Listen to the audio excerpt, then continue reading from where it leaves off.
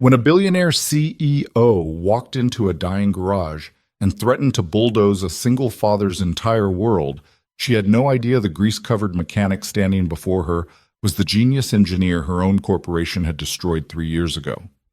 Now he's built something worth millions in secret, and she's about to realize her biggest mistake wasn't underestimating him. It was making his 6-year-old daughter cry. Stay with me until the end of this story, hit that like button, and drop a comment telling me what city you're watching from. I want to see how far this journey reaches. The November wind carried the smell of motor oil and dead leaves through the broken window of Carter's auto repair, mixing with the metallic tang of an approaching storm. Ryan Carter didn't notice. He was 3 knuckles deep in a transmission that should have been replaced in 2015, his hands black with grease, his back screaming from 4 hours in the same position. "Daddy, the scary lady is back." Ryan's wrench slipped. He caught it before it hit the concrete, but barely. Sophie stood in the doorway between the garage and the tiny office, her Captain America backpack still on, blonde hair tangled from the playground. She was supposed to be doing homework at the desk where Ryan could see her. Instead, she was staring out the front window, small hands pressed against the glass. "What scary lady?" Ryan slid out from under the Honda, wiping his forehead with his forearm and probably making it worse. "The one from yesterday, with the shoes that make clicking sounds." Ryan's stomach tightened. He pushed himself up, joints popping, and moved to the window. Sophie wasn't wrong. Victoria Hale stood on the cracked sidewalk outside his garage, examining the building like it was a diseased tooth that needed extraction.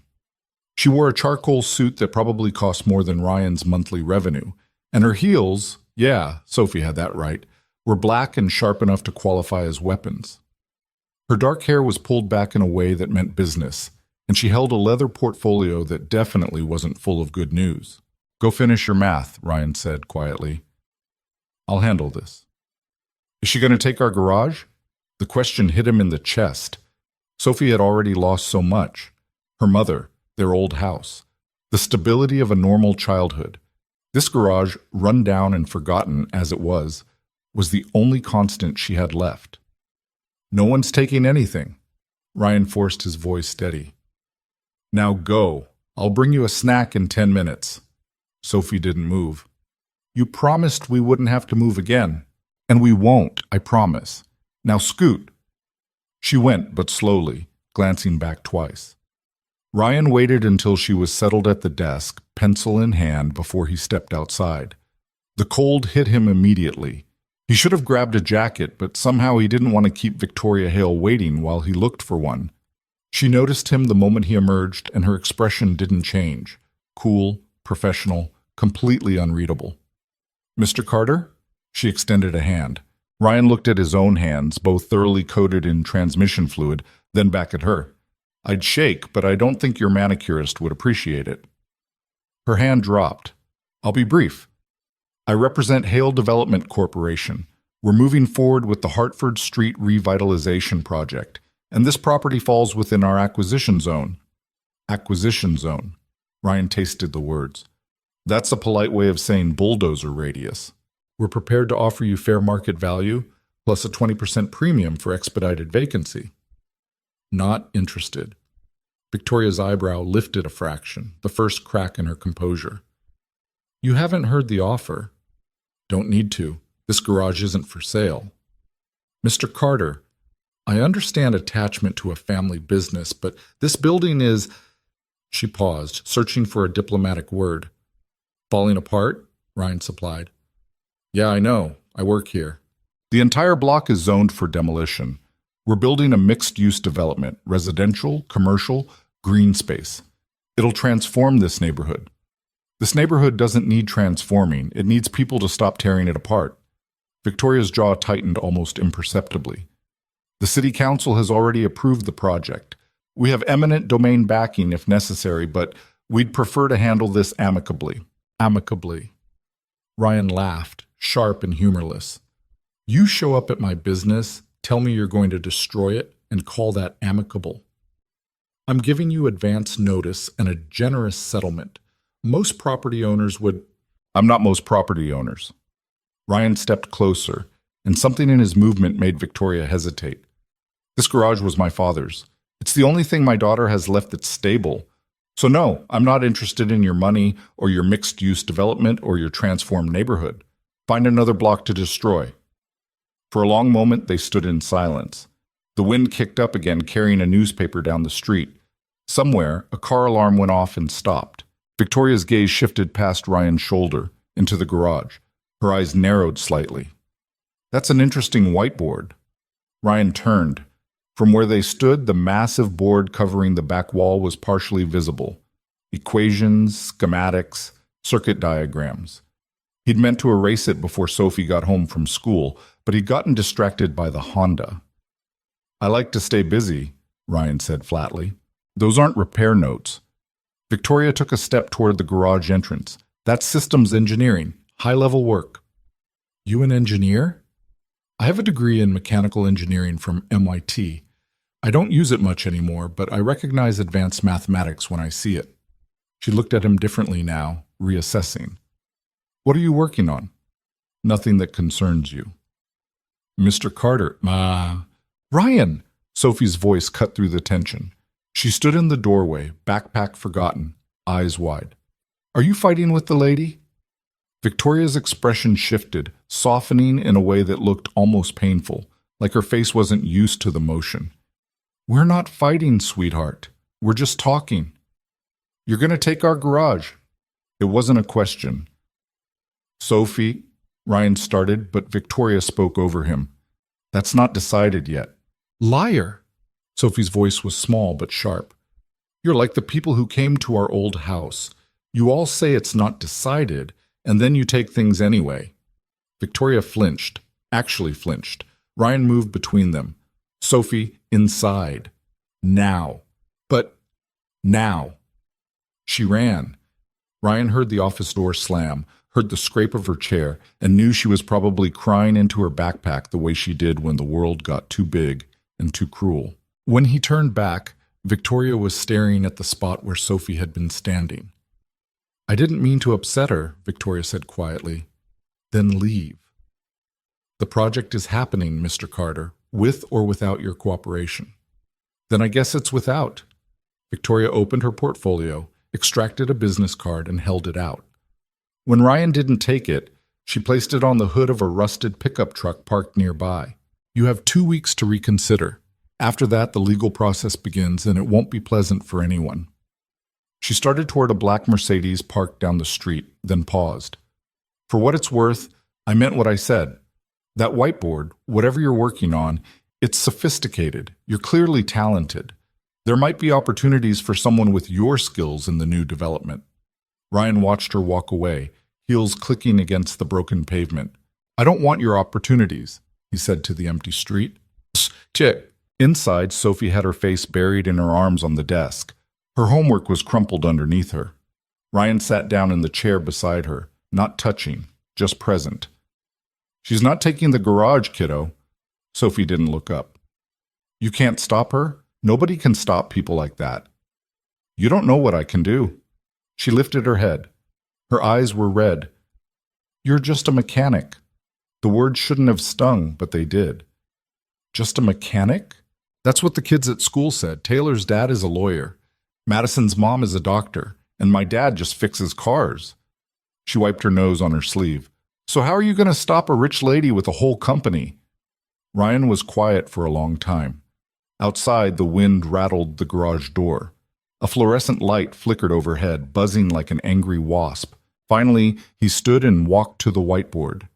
Sophie watched him pick up an eraser and start wiping away equations, weeks of work disappearing in seconds. "Daddy, what are you doing?" He didn't answer until the board was completely clean. Then he turned. "Come here." Sophie slid off her chair and approached cautiously. Ryan handed her a blue marker. "I'm going to tell you something, and you have to promise never to tell anyone at school." Her eyes went wide. "A secret?" "The biggest one I have." He knelt down so they were eye level. "You're right, I do fix cars, but that's not all I do. Before you were born, before Mom died, I was a different kind of engineer. I built things, important things, electric cars that could change how the whole world drives." Sophie's grip tightened on the marker. Really? Really? And when Mom died, I stopped. I ran away from all of it because I was too sad and too angry, and I didn't know how to keep going. So we came here to Grandpa's garage, and I thought maybe I'd just fix cars forever and forget about being anything else. But you didn't forget. Ryan smiled. No, I didn't. Every night after you go to sleep, I've been working on something. Something that could help people. Something that might be worth a lot of money. Sophie looked at the whiteboard, then back at him. Is that what all the math was? Yeah. Can it stop the scary lady? Maybe. If I can finish it in time, if I can prove it works, if I can find people who believe in it. He took the marker from her hand and drew a simple car on the board. But I need help. From me, from you, and from someone else, someone I haven't talked to in a very long time. Bad. That night, after Sophie fell asleep with her stuffed elephant, Ryan sat in the garage office with his laptop open and his phone in his hand. The number was still saved in his contacts, Arthur Bennett. They hadn't spoken in 3 years, not since the funeral, not since Ryan had ignored every call, every email, every attempt at connection.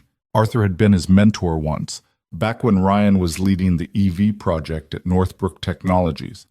The old man had tried to warn him about corporate politics, about protecting his work, about not trusting the wrong people. Ryan hadn't listened. And then everything had fallen apart. His finger hovered over the call button. What would he even say? Hey, remember me? The guy who ghosted you for 3 years? Want to invest in a project I've been building in a garage with equipment I bought on Craigslist? The phone rang before he could decide. Unknown number. Ryan almost didn't answer, but something, instinct, curiosity, desperation, made him swipe. Hello? Ryan Carter?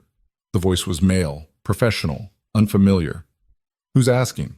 My name is Daniel Mercer. I'm executive director at Hale Development Corporation. I understand you had a conversation with Ms. Hale today. Ryan's jaw clenched. Brief one. I'm calling to follow up. We're moving quickly on the Hartford Street project, and frankly, you're creating an obstacle. Then go around. It's not that simple. Your property is central to the site plan. Without it, the entire development loses cohesion. Papers rustled on the other end. I've reviewed the ownership records. The garage has been in your family for 40 years. I respect that. But sentimentality doesn't pay bills, Mr. Carter. And from what I can see, you're barely keeping the lights on. My finances are none of your business. They are when they intersect with a $60 million project. Listen, I'm prepared to increase the offer, 40% above market value. That's an extra $100,000. Cash. Take it and start fresh somewhere else. Not interested? Then you're a fool. The professionalism cracked, showing something harder underneath. This project is happening. We have every legal right to proceed. You can take the money and walk away with dignity, or you can fight and lose everything. Your choice. I choose to hang up now. Wait. Ryan ended the call. His hand was shaking. He looked around the office. Stacks of repair invoices. Sophie's drawings taped to the walls. A photo of his wife, Emma, holding newborn Sophie in the hospital. The room smelled like coffee and motor oil and the vanilla air freshener Sophie had insisted on buying last month. This place wasn't much, but it was theirs. His phone buzzed. Text message from the same unknown number. You're making a mistake. Last chance to be smart about this. Ryan deleted it and blocked the number. Then, before he could talk himself out of it, he called Arthur Bennett. The phone rang 4 times. Ryan was about to hang up when, "This is Arthur." The voice hit him like a punch. Older than he remembered, tired, but unmistakably the same man who'd sat with him in hospital waiting rooms, who'd helped him move Emma's things out of their old house, who'd offered to pay for Sophie's preschool when money got tight. "Arthur, it's Ryan." Silence. Long enough that Ryan wondered if the call had dropped. Then, "I'll be damned. I know it's been a while. 3 years, 2 months, but who's counting?" Ryan winced. "I'm sorry, I couldn't talk to anyone, not after—" "I know. Emma loved you so much, kid. I get it."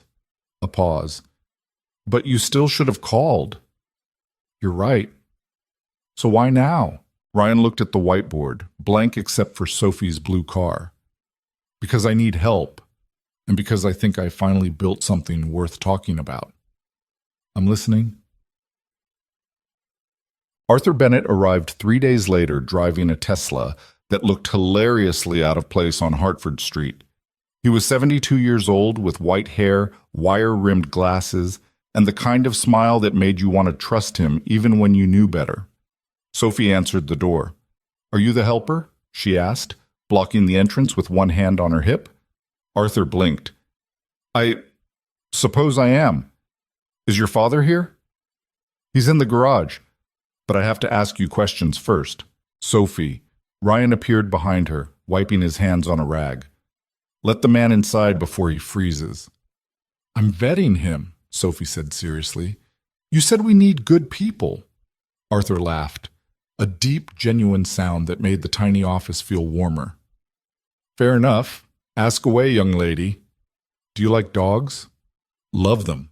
Had a golden retriever named Pancake until last year." "Why Pancake?" "Because he was flat and golden and made everything better." Sophie considered this. "Okay. Do you promise not to steal our garage?" Arthur's expression sobered. He knelt down, joints creaking, until he was eye level with her. "I promise. In fact, I'm here to help make sure nobody takes it from you." "Pinky promise?" He held out his pinky. Sophie locked hers around it, nodded once, and stepped aside. "You can come in." Ryan led Arthur into the garage. The old man stopped just inside the door, his eyes going wide as he took in the space. The front half looked exactly like what it was. A struggling auto repair shop, lift, tool chests, half-disassembled vehicles. But the back half told a different story. A workbench covered in circuit boards, oscilloscopes and multimeters, spools of copper wire, battery cells in various stages of testing. And behind it all, the whiteboard, now covered again in equations and schematics. Arthur walked closer slowly, like he was approaching something sacred. "Holy hell, Ryan, is this what I think it is?" "Depends what you think it is." Arthur pointed at a partially assembled unit on the bench, about the size of a car battery, covered in heat sinks and connection points. "That's a conversion controller for retrofitting combustion engines with electric drive systems." "Close." "Close?" Arthur picked up a schematic, scanned it, and his eyebrows shot up. "This isn't just a conversion kit. This is a modular universal platform. You're saying this single unit could adapt to any vehicle architecture? Any passenger vehicle under 3 tons. Trucks, SUVs, sedans, doesn't matter. Same core unit, different mounting brackets, and wiring harnesses." Ryan moved to the whiteboard and tapped a diagram. "Installation time, 4 to 6 hours. Cost, under $5,000 per vehicle. Range, 200 miles on a full charge." Arthur set down the schematic carefully, like it might explode. "Ryan, do you understand what you've built here?" "A way to keep my garage." "No. You've built a way to retrofit the entire existing vehicle fleet.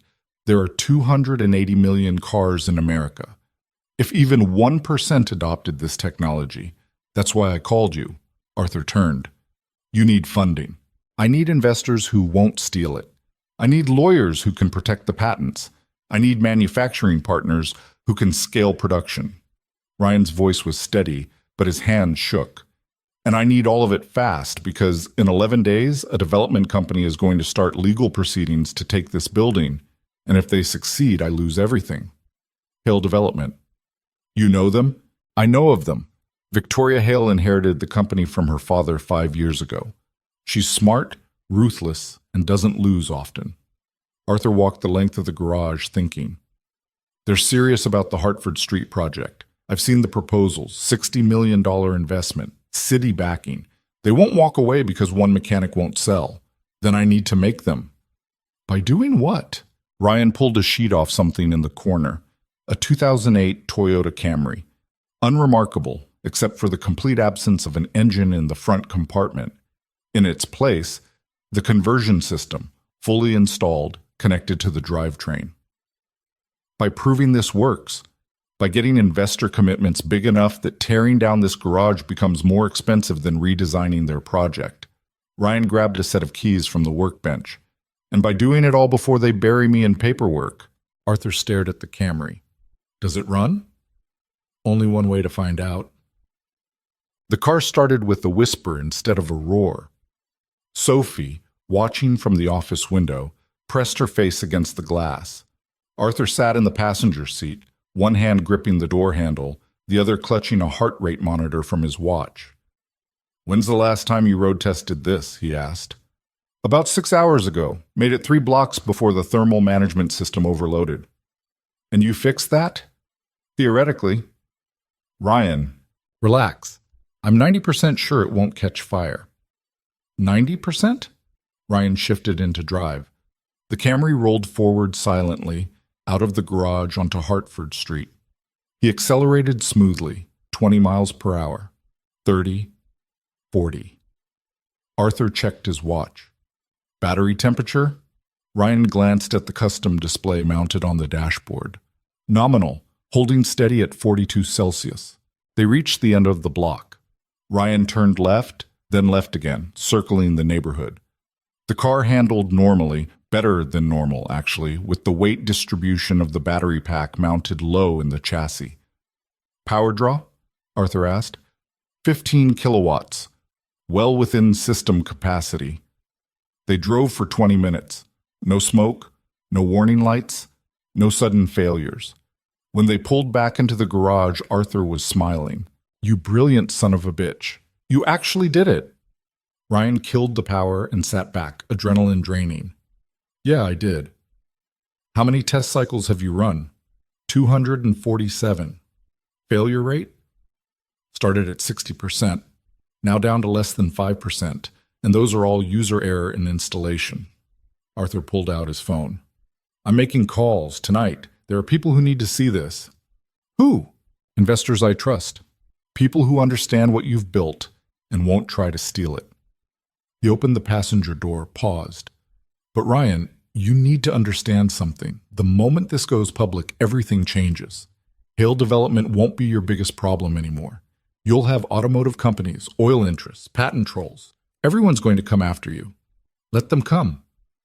You have a daughter to protect. I know. That's why I'm doing this. Ryan looked through the windshield at Sophie, still watching from the window. She asked me how a mechanic fights a corporation. I'm going to show her. Wag. That night, while Sophie slept and Arthur made phone calls from a hotel downtown, Ryan sat alone in the garage and thought about Emma. She would have hated this. The risk, the attention, the fight. Emma had been a nurse, practical, careful, always thinking 3 steps ahead. When Ryan was at Northbrook Technologies, working 80-hour weeks on the original EV project, she'd been the one who reminded him to eat, to sleep, to remember there was a world outside the lab. And when the company had turned on him, when they'd buried his work and pushed him out, she'd been the one who said, "Let it go. We'll start over somewhere quiet." 3 months later, she was dead. Drunk driver. Wrong place, wrong time. Gone. Ryan had wanted to burn Northbrook Technologies to the ground. Instead, he'd disappeared. But now, sitting in his father's garage with 3 years of secret work behind him and 11 days to save everything, he realized Emma had been wrong about one thing. Some fights you can't walk away from. Some fights find you whether you're ready or not. His phone buzzed. Text from Arthur. Meeting set for Monday. 4 investors. Conference room at the Fairmont. They want to see the car and the technical specs. This is happening, kid. Ryan typed back. Thank you. Then he stood, walked to the whiteboard, and started writing. He had 72 hours to prepare a presentation that would determine everything. The marker squeaked against the board. Equations flowed from his hand like muscle memory. Outside, the November wind howled, and somewhere in the darkness, Victoria Hale's development company was probably drawing up legal documents with his name on them. Let them. He wasn't just a mechanic anymore. He never had been. The presentation was scheduled for 2 o'clock Monday afternoon. Ryan had 53 hours to prepare, and he'd already wasted 6 of them trying to make Sophie eat breakfast. I don't like oatmeal anymore, she announced, pushing the bowl away. You liked it yesterday. That was yesterday. She folded her arms. Today it looks like glue. Ryan rubbed his eyes. He'd been up until 4 in the morning running thermal stress tests on the battery management system, and his patience was somewhere between empty and non-existent. Sophie, eat. You're not eating. I had coffee. Coffee isn't breakfast. You told me that. She tilted her head, using his own logic against him. You said coffee is what adults drink when they're too tired to make good choices. Arthur, sitting across the table with his own bowl of oatmeal, laughed into his spoon. Traitor, Ryan muttered. The child has a point, Arthur said. When's the last time you had actual food? Ryan couldn't remember. I'll eat after the presentation. That's 2 days from now. Then I'll eat in 2 days. Sophie slid out of her chair and disappeared into the kitchen. She returned with a granola bar, unwrapped it, and thrust it at Ryan's face. Eat. Now. Or I'm telling Arthur you're making bad choices. Arthur's grin widened. I like her. Ryan took the granola bar. It tasted like cardboard and shame, but Sophie watched him with such fierce satisfaction that he chewed and swallowed every bite. Happy? Very. She climbed back into her chair and took a deliberate spoonful of oatmeal. See? Leadership. Where'd you learn that word? Ms. Patterson.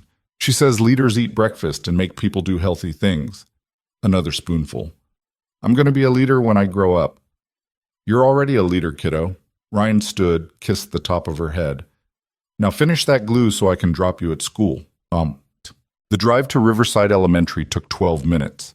Sophie talked the entire time about a boy named Marcus who'd brought a snake to show and tell, about how her friend Zoe thought butterflies were just pretty worms, and about whether dragons could actually breathe underwater or if that was only in cartoons. Ryan made appropriate noises in the right places, but his mind was elsewhere, running through the presentation, checking calculations, worrying about things he couldn't control. Daddy, you're not listening. He blinked. They were parked in front of the school. Sorry, what? I asked if you're going to pick me up today, or if it's aftercare again. Guilt twisted in his chest. Sophie had spent more time in aftercare this month than in their actual home. Arthur's picking you up. I have to finish prep for the meeting. The important meeting. Yeah. The one that saves the garage. That's the one. Sophie unbuckled her seatbelt but didn't get out. What if they say no? They won't. But what if they do? Ryan turned in his seat to face her. Then I find different investors, and if they say no, I find more. I'll keep going until someone says yes. And if everyone says no? He wanted to lie, to tell her everything would definitely work out, that good people always won, that the world was fair and kind and predictable. But Emma had hated lies, even small ones, even the kind meant to protect. Then we figure out something else, Ryan said. But we don't give up. Deal? Sophie studied his face for a long moment, then nodded. Deal. She grabbed her backpack and bolted for the entrance, blonde hair flying behind her. At the door, she turned and waved. Ryan waved back. Then he sat in the parking lot for 5 minutes, watching other parents drop off their kids, wondering if any of them were also one failed presentation away from losing everything. Back at the garage, Arthur had transformed the office into a war room. Papers covered every surface. The whiteboard now held a timeline, a task list, and something that looked suspiciously like a battle plan. What's all this? Ryan asked. Organization. You're brilliant with engineering, but terrible with project management. Arthur handed him a coffee. Drink. You look like hell. Thanks. I mean it. If you show up to the Fairmont looking like you haven't slept in a week, investors are going to assume you're unreliable. I'm not unreliable. I'm busy. You're exhausted. There's a difference. Arthur pointed at the timeline. We have until 2 o'clock Monday. That's 47 hours. Here's how we're using them.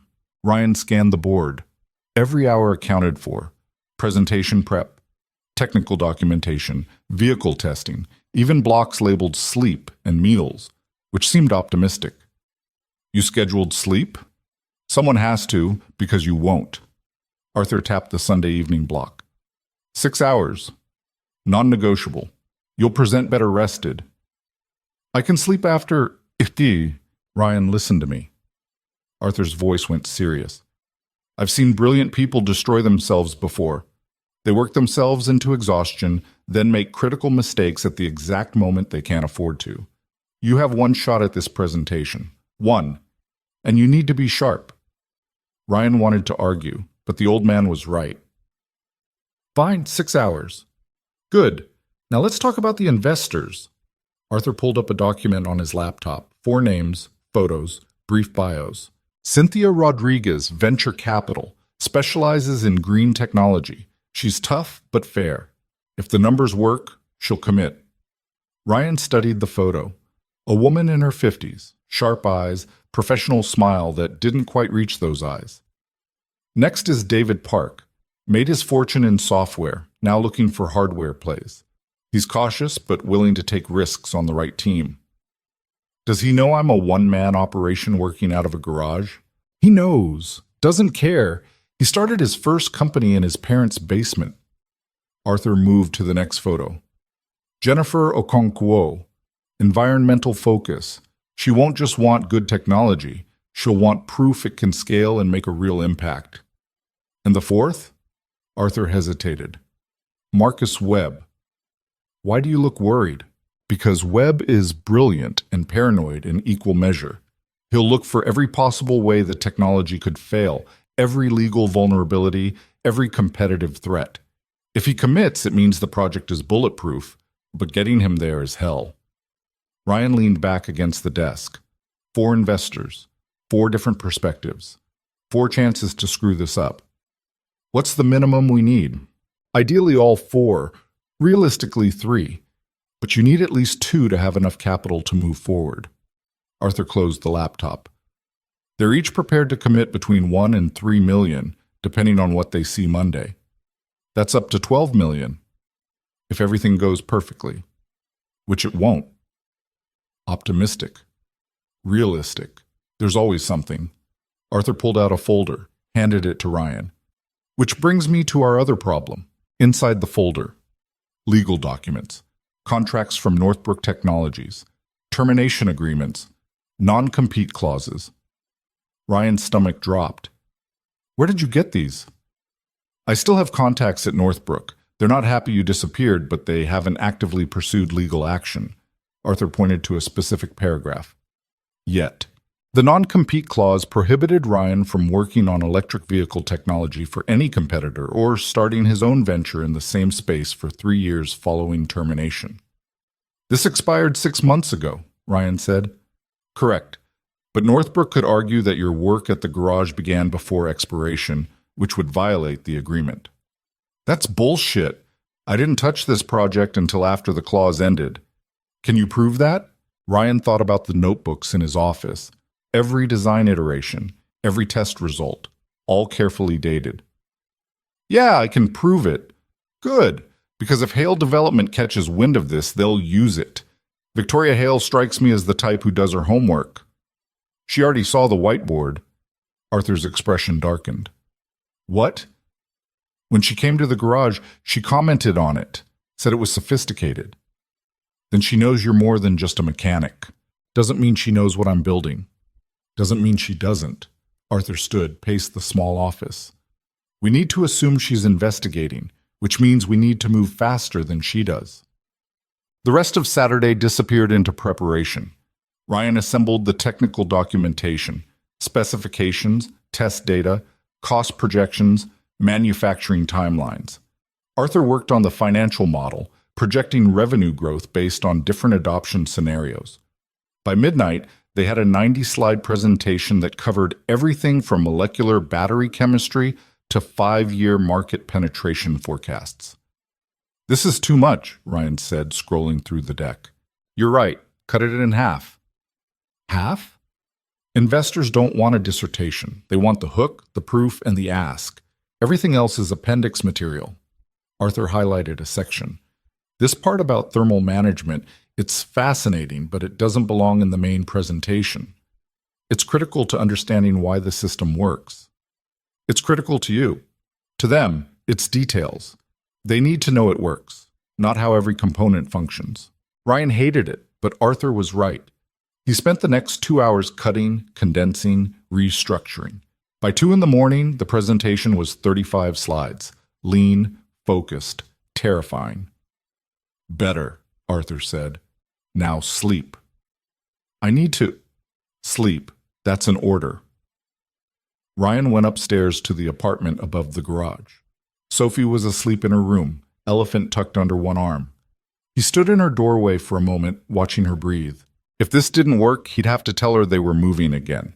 New city, new school, new everything. The thought made him physically sick. He collapsed into bed without changing clothes and was unconscious in seconds. Sunday morning arrived with Arthur pounding on the apartment door. You said 6 hours, Ryan mumbled, checking his phone. It's been 4. We have a problem. Ryan was awake instantly. What kind of problem? The kind that drives a Mercedes and carries legal paperwork. Victoria Hale was waiting in the garage when Ryan came downstairs. She stood near the Camry, examining the conversion system with the kind of focus that made Ryan's instincts scream danger. This is private property, he said. Victoria didn't look up. The door was open. That doesn't make it an invitation. No, but this does. She held up a document. Preliminary injunction, filed this morning. It freezes any commercial development or business operation on this property pending resolution of the eminent domain proceedings. Ryan snatched the paper from her hand. The legal language was dense, but the meaning was clear. He couldn't sell anything, couldn't sign contracts, couldn't operate the garage as a business. You can't do this. It's already done, effective immediately. Victoria finally looked at him. You've been busy since we last spoke. Get out. I know what you're building. She gestured at the car. This isn't a hobby project. This is commercial technology. Potentially valuable commercial technology. How I spend my time is none of your concern. It is when it affects my project. Victoria moved closer. Here's what I think happened. You worked in electric vehicles before. Some company, some project. It ended badly, and you ran. Now you're trying to rebuild in secret, probably hoping to prove something to yourself or the world, or whoever screwed you over. Ryan's jaw clenched. And tomorrow, Victoria continued, you're meeting with investors. Arthur Bennett isn't exactly subtle about his connections. You're going to pitch this conversion system, hoping to raise enough capital to fight my development project. You don't know what you're talking about, don't I? She pulls out her phone, showed him a screen. That's you, Ryan Carter, former lead systems engineer at Northbrook Technologies. You headed their EV division until 3 years ago when you abruptly resigned following personal tragedy. No social media presence since, no professional activity, nothing. Until now. Arthur appeared in the doorway. Miss Hale, I think you should leave. Mr. Bennett, still backing losing horses, I see. Victoria pocketed her phone. The injunction stands. You can fight it in court, but that takes time you don't have. Your presentation tomorrow is meaningless if you can't legally operate. The meeting's not about the garage, Ryan said. It's about the technology. Which you developed where? Using what resources? Victoria smiled, and it wasn't pleasant. Everything you've built here is tied to this property, and this property is tied to legal proceedings. Good luck explaining that to investors. She walked toward the exit, heels clicking. At the door, she paused. For what it's worth, Mr. Carter, your system is impressive. In another situation, I might have been interested in discussing partnership opportunities, but you chose confrontation over collaboration. You chose demolition over conversation. Victoria left without responding. Ryan read the injunction again, then crumpled it and threw it across the garage. Damn it! Arthur picked up the paper, smoothed it out. This is bad. You think? But it's not fatal. The injunction affects business operations, not intellectual property. You can still present the technology. You just can't sell anything from this location. Investors are going to ask where I developed it, where I'm manufacturing, where the business is based. Ryan paced. And the answer to all of those is a garage that's currently frozen in legal proceedings. That's not exactly confidence-inspiring. Then we change the narrative. How? Arthur thought for a moment. We emphasize that you're looking for partners, not just investors. You're not selling them a finished product from this garage. You're offering them the opportunity to build a company together. The garage is where the prototype was born, but the business will be something bigger. That's spin. That's framing, and it's true. You can't scale this operation from Hartford Street anyway. You need manufacturing facilities, supply chain partnerships, distribution networks. The garage was always just the beginning. Ryan wanted to argue, but he couldn't. Arthur was right. So we mentioned the injunction. We don't hide it, but we present it as a temporary obstacle, not a fundamental problem. And we make sure they understand that betting on you means betting on the technology and your ability to execute, not on one specific location. Sophie appeared at the top of the stairs, rubbing her eyes. Why are you yelling? Ryan's anger deflated. Sorry, kiddo. Adult problems. Is the scary lady back? She was. She's gone now. Sophie came down the stairs, looked at the crumpled injunction in Arthur's hand. What's that? Paperwork, Ryan said. Nothing important. You're lying. You only use that voice when you're lying. He should have known better. Sophie had spent 3 years learning to read his moods, his tells, his evasions. Okay, it's important paperwork, but I'm handling it. Can I help? You already are, by being you. She wrinkled her nose. That's not a real answer. It's the only one I've got right now. Ryan checked his watch.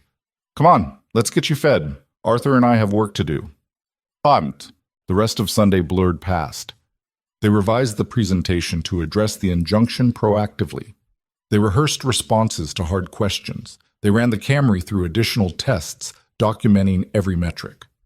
By evening, Ryan's voice was hoarse, and his hands shook from too much coffee and too little food. That's enough, Arthur declared. You're done for today. I need to, sleep, eat, spend time with your daughter. In that order. Arthur closed the laptop. You're as prepared as you're going to be. More rehearsal won't help. It'll just make you stale. Ryan knew he was right, but stopping felt wrong, like surrendering. What if it's not enough? Then it's not enough. But running yourself into the ground won't change that. Arthur gripped his shoulder. Trust the work, trust yourself. And for the love of everything, get some rest. Aunt. Ryan made Sophie spaghetti for dinner. She insisted on helping, which meant the kitchen ended up covered in tomato sauce and the pasta was slightly overcooked. But they ate together at the small table and talked about things that had nothing to do with garages or presentations or legal injunctions. Marcus brought another snake to school, Sophie reported. Ms. Patterson made him put it in the science room. Good call. I asked if I could bring our project for show and tell. Ryan paused mid-bite. What project? The electric car. It's cool. Everyone would like it. Sophie, that's not... We can't... He set down his fork. That car's not a toy. It's important. I know. That's why I want to show it. She twirled spaghetti on her fork. You always say I should be proud of what we build. I do say that. So? So that car is part of something bigger right now. Maybe later, when things settle down. Sophie's face fell. You mean after the meeting? Yeah. And if the meeting goes bad, we have to move, so there won't be a later. The logic was brutal and accurate. The meeting's not going to go bad, Ryan said, trying to sound certain. You don't know that. No, but I believe it. What's the difference? Ryan thought about Emma, about the last conversation they'd had before the accident.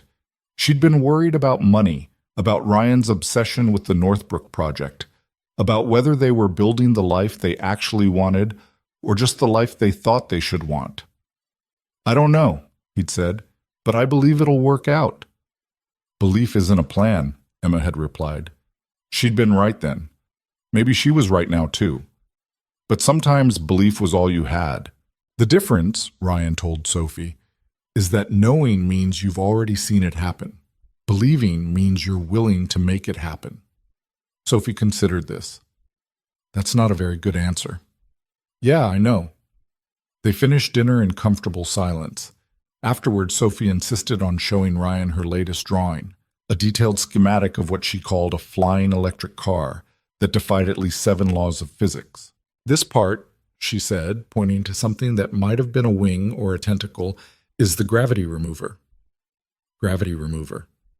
Yeah, you turn it on and gravity goes away.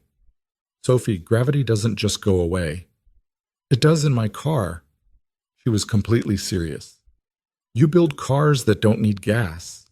I build cars that don't need gravity. We're both engineers. Ryan laughed, really laughed, for the first time in days. You're absolutely right. We're both engineers. Assessed. Monday morning arrived too fast and too slow at the same time. Ryan put on the only suit he owned, a charcoal gray thing Emma had bought him for a Northbrook Technologies Awards dinner, back when he still believed corporations cared about innovation. It still fit, barely, though the shoulders felt tighter than he remembered. Sophie watched him struggle with his tie. You look fancy, she said. I look uncomfortable. Same thing. She hopped off her bed. Let me fix it. Ryan knelt down. Sophie's small fingers worked the tie with surprising competence. Apparently, YouTube tutorials covered everything these days. When she finished, she stepped back to admire her work. Perfect. Now you look like a real businessman. I am a real businessman. You're a mechanic who's pretending to be a businessman for one day. She grinned. It's okay. I won't tell. Arthur arrived at noon to drive them to the Fairmont. He'd rented a truck to transport the Camry. They'd be doing a live demonstration in the hotel's parking garage. The drive downtown took 40 minutes. Sophie came along because aftercare was closed for a teacher development day, and Ryan refused to leave her with a sitter on the most important day of his professional life. I'll be quiet, Sophie promised. You won't even know I'm there. You're never quiet. I'll be invisible, quiet. That's not a thing. It is now. The Fairmont Hotel towered over Copley Square, all glass and steel and architectural confidence. Arthur parked the truck in the underground garage while Ryan and Sophie entered through the main lobby. The conference room was on the 3rd floor. Ryan checked in with the concierge, who directed them to a private waiting area outside the meeting space. Mr. Carter?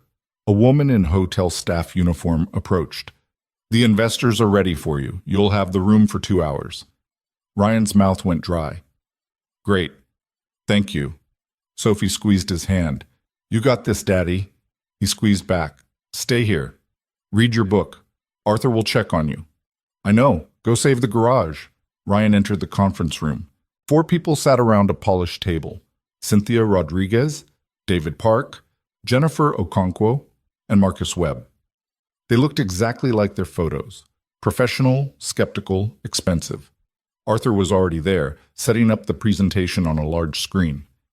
Mr. Carter, Cynthia said, standing to shake his hand. We've been looking forward to this. Ryan shook hands around the table, feeling like an imposter in his too tight suit. Thank you all for coming. I know your time is valuable. Arthur speaks highly of you, David said. That alone was worth the trip. Though we should note, Marcus added, that Arthur tends toward optimism. Realistic optimism, Arthur corrected. Marcus smiled. That's what all optimists say. Ryan moved to the front of the room. His hands wanted to shake. He forced them still. 3 years ago, he began, I walked away from the automotive industry because I didn't believe in it anymore. The companies, the politics, the short-term thinking, I thought I was done. He clicked to the first slide, a photo of the garage. But some problems don't let you walk away. 280 million cars in America, 90% of them running on fossil fuels, an infrastructure gap that makes electric vehicle adoption impractical for most people, and a clock that's running out. Next slide. The conversion system, fully installed in the Camry. This is a universal electric vehicle conversion platform. It retrofits any standard passenger vehicle to full electric operation in under 6 hours at a cost of less than $5,000 per unit. Cynthia leaned forward. Jennifer made a note. David's expression remained neutral. Marcus frowned. That's a bold claim, Marcus said. It's a tested claim. I have 247 completed installations with a 95% success rate. Installation by you? By me, yes. But the process is standardized. I've documented every step.